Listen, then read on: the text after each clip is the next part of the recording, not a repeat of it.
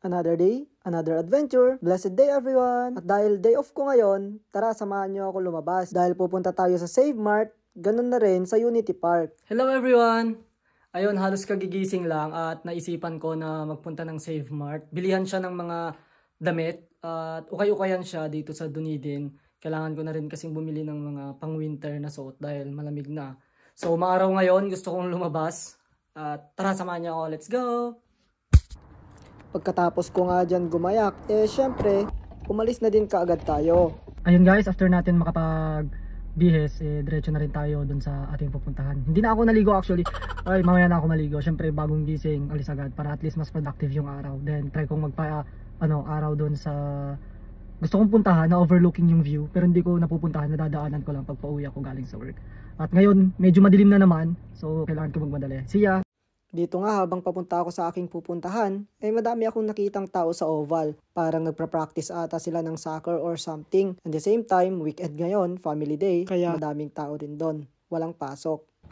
Ayun guys, dito na rin tayo sa Save Mart. Ito siya, under construction pala, pero syempre doon sa loob, nag-ooperate pa rin sila for sure. At nasa, 1 hour lang ang maximum parking dito. Tara, let's go! Iwan na natin dito si Blue guys.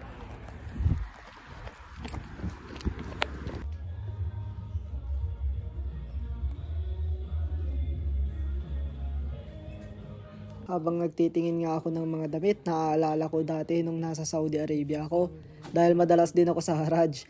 Doon ako bumibili ng pinapadala ko sa Pilipinas or pinapabox na balikbayan box. Dito kasi mahal kasi ang padala pagdating sa mga cargo. Kaya hindi din kami nagpapadala. Nakaka-amaze nga ang bumili sa mga off-shop dito dahil ginagamit nila yung napagbebentahan nila sa mga charity. Kaya pag bumili ka ng mga damit dito, para ka na rin din tumulong sa mga charity dito sa New Zealand. Isa ito sa mga sikat na bilihan dito sa Dunedin. Save Mart, Red Cross, Salvation Army. Ang pagkakaalam ko nga yung mga nagwo-work dito, kaya mga nagbebenta dito ay volunteer lang din. Actually kahit naman ukay-ukay tong mga to, madami pa rin namang brand new. At madami ding tao dyan, makakahanap ka pa ng mga branded talaga. O, diba? Saan mo binili damit mo? Galing UK. Yun lang ang sagot mo. Ito guys, nakikita tayo, Gucci. Ito na yun.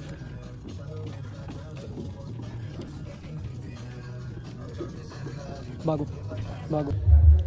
Ayun guys, isa lang ang nabili ko. Doon yung si Blue nakapark. At medyo madilim na, kaya uwian na.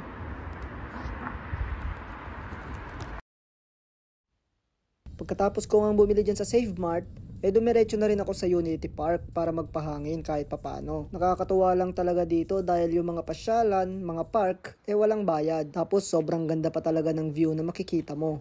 Hindi ka magsasawa pag masdan ang mga view na ganito. Napakaganda. Ito yung Unity Park guys. Ito yung sa center sa Waverly doon, sa may bundok doon, tapos dito naman yung sa south. Tambay lang tayo dito saglit, tapos uwi din tayo. Ito yung view kapag nakatambay ka dito. Wow. Yun nga, pagkatapos ko nga magpahangin dyan saglit, umuwi na rin ako. Malapit nga lang din yung bahay namin dyan. Nasa 1.6 km lang or 5 minutes drive. Thank you guys for watching. You want more adventure? Follow na. God bless everyone. Peace!